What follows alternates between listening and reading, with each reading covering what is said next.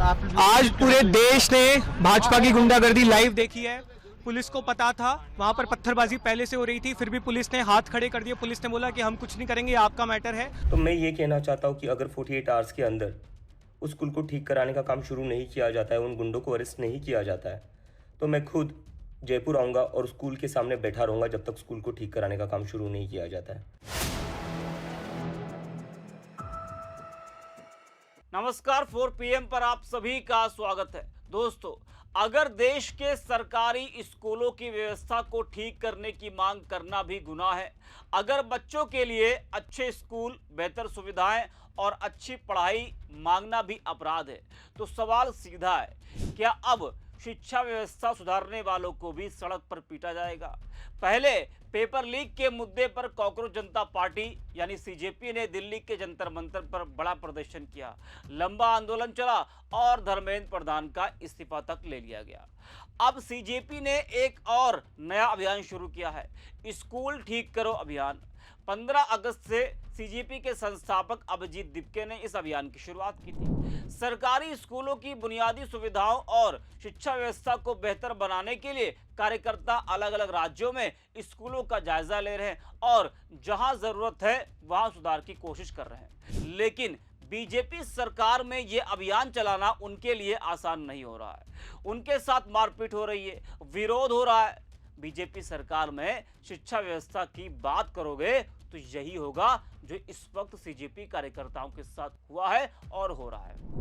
अब बीजेपी से सीधा सवाल है, अगर आपके सरकारी स्कूल इतने अच्छे हैं तो फिर स्कूल ठीक करो अभियान से आपको परेशानी क्यों हो रही है? बंगाल में एक सीजेपी कार्यकर्ता ने सरकारी स्कूल का दौरा किया था तो बाद में उसके घर पर हमला कर दिया गया था। उसके साथ मारपीट हुई थी, उसके पिता के साथ मारपीट हुई थी, बाद में उसके पिता की मौत हो गई थी। वहीं अब एक बार फिर सीजेपी वालों के साथ मारपीट हुई है, जिस पर संजय सिंह, अभिजीत दिपके और आशुतोष रांका ने बड़ा हमला बोला है, बड़ा बयान दिया है, वो भी आपको हम बताएंगे। लेकिन उससे पहले बता दें कि राजस्थान के एक गांव में सीजेपी के कार्यकर्ता राजकीय प्राथमिक स्कूल पहुंचे तो जमकर विरोध हुआ। कार्यकर्ताओं के साथ मारपीट की गई और उनकी गाड़ी भी तोड़ दी गई। सीजेपी और विपक्ष का आरोप है कि विरोध करने वाले सिर्फ ग्रामीण नहीं थे, बल्कि बीजेपी से जुड़े लोग थे जो आम जनता बनकर सामने आए, जिससे यह संदेश जाए कि ग्रामीणों ने विरोध किया, मारपीट की, लेकिन असल में वो बीजेपी के लोग थे। जी हां, आपको बता दें कि स्कूलों की बदहाली को लेकर जयपुर में निरीक्षण करने गए कॉकरोच जनता पार्टी के कार्यकर्ताओं के साथ जयपुर के बगरू में मारपीट हुई है।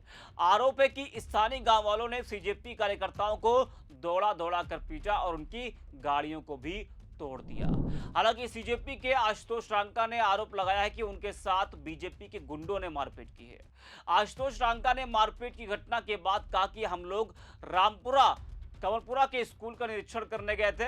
पिछले कई सालों से वो स्कूल भैंसों के तबेले में चल रहा है। पिछले साल भी हम निरीक्षण करने गए थे, तब भी भैंसों के तबेले में ही स्कूल चल रहा था। हमसे पहले ही वो लोग भाजपा के गुंडे वहां पर मौजूद थे। हमारे वॉलंटियर्स के साथ मारपीट की गई।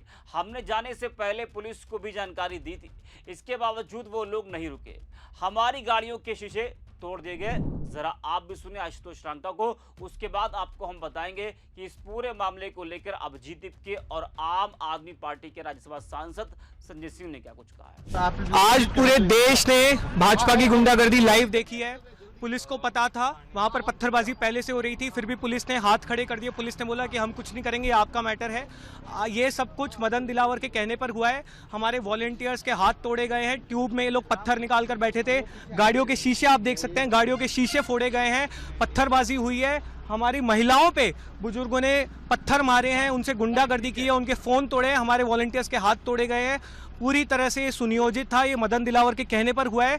48 घंटे का समय दे रहे हैं, ये सारे गुंडे अरेस्ट होने चाहिए और आप ऑर्डर विड्रॉ कीजिए, नहीं तो अब ये आंदोलन शिक्षा से बढ़कर मदन दिलावर पे जाएगा। 48 घंटे का समय है, हम तुम्हारी गुंडागर्दी से डरने वाले लोग नहीं है। शर्म आनी चाहिए तुम लोगों को। भैंसों के तबेले में स्कूल चल रहा है।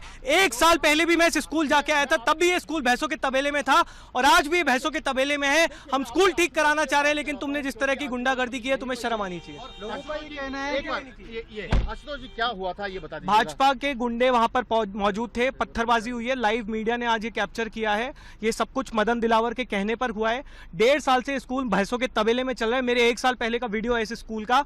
सब कुछ पता होने के बावजूद राजस्थान पुलिस का एक पुलिसकर्मी उस समय वहां मौजूद नहीं था। पत्थर मारे गए हैं, गाड़ियों के शीशे फोड़े गए हैं, मेरी शर्ट फाड़ी गई है, महिलाओं के साथ अभद्रता हुई है, उन्हें पुरुषों ने पीटा है, भाजपा के गुंडों ने पीटा है, फोन तोड़े गए हैं रेखा शर्मा जी के। हमारे एक वॉलंटियर का हाथ टूट गया है, उसके फ्रैक्चर हो गए, उसको अभी हॉस्पिटल लेके जा रहे हैं। पुलिस पूरी तरह गायब थी। आज राजस्थान के लोकतंत्र में काला दिन है। मदन दिलावर के कहने पर यह सब हुआ है। 48 घंटे का समय दे रहे हैं, या तो इन गुंडों को आप अरेस्ट कीजिए और ऑर्डर विड्रॉ कीजिए, वरना अभी आंदोलन स्कूलों से बढ़कर मदन दिलावर के इस्तीफे पर जाएगा। Thank you. तो सुना आपने। अब इस पूरे मामले को लेकर आम आदमी पार्टी के राज्यसभा सांसद संजय सिंह ने बड़ा हमला बोला है। संजय सिंह ने एक्स पर लिखा है कि क्या अपने बच्चों के लिए अच्छे स्कूल मांगना पाप है? पूरे देश में बीजेपी गुंडागर्दी पर उतारू है। देखिए, राजस्थान के जयपुर में गांव का स्कूल देखने गए सीजेपी नेता आशुतोष रांका और उनके साथियों के साथ बीजेपी के गुंडे कैसे मारपीट कर रहे हैं। बीजेपी राज में स्कूल मांगने पर लाठी मिलेगी, क्योंकि मोदी जी का नारा है अनपढ़ रहेगा इंडिया तभी तो अंधभक्त बनेगा इंडिया। तो संजय सिंह ने ये बड़ा हमला बोला है सीजेपी कार्यकर्ताओं पर हमले को लेकर। वहीं अभिजीत दीपके ने भी कहा है कि राजस्थान पुलिस मूकदर्शक बनी हुई है, जबकि सरकारी स्कूलों का दौरा करने गए सीजेपी कार्यकर्ताओं पर गुंडे हमला कर रहे हैं। उन्हें भैंसों के बाड़े में चल रहे स्कूलों से कोई समस्या नहीं है, लेकिन किसी तरह सीजेपी स्वयंसेवकों के उन स्कूलों में जाने से समस्या है। आखिर वे किस चीज की रक्षा करने की कोशिश कर रहे हैं? वही दीपके ने कहा कि 48 घंटे में अगर स्कूल ठीक नहीं होता है और मारपीट करने वालों की गिरफ्तारी नहीं होती है तो वो खुद स्कूल के बाहर जाकर धरने पर बैठेंगे। जरा आप भी सुनिए अभिजीत दीपके को। Hello everyone. अभी हमने थोड़ी देर पहले देखा कि कैसे आशु और उनकी टीम को बीजेपी के गुंडों ने मारा और पीटा। और ये गुंडागर्दी क्यों हुई? क्योंकि एक भैंस के तबेले में बच्चों को पढ़ाया जा रहा था, जिसका एक्सपोज आज आशु करने वाला था। तो मैं ये कहना चाहता हूँ कि अगर 48 आवर्स के अंदर उस स्कूल को ठीक कराने का काम शुरू नहीं किया जाता है, उन गुंडों को अरेस्ट नहीं किया जाता है, तो मैं खुद जयपुर आऊँगा और स्कूल के सामने बैठा रहूँगा जब तक स्कूल को ठीक कराने का काम शुरू नहीं किया जाता है। और आप सभी लोगों से भी मैं रिक्वेस्ट करता हूँ, अगर ये लोग हमारी बात नहीं मानते तो आप सभी लोग आइए जयपुर, और हम जयपुर में वैसे ही बैठेंगे जैसे हम जंतर मंतर पर बैठे हुए थे और पीछे नहीं हटेंगे।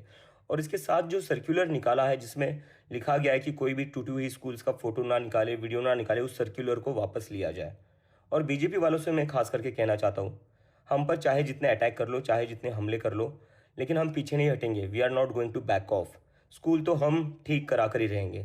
Thank you. तो सुना आपने।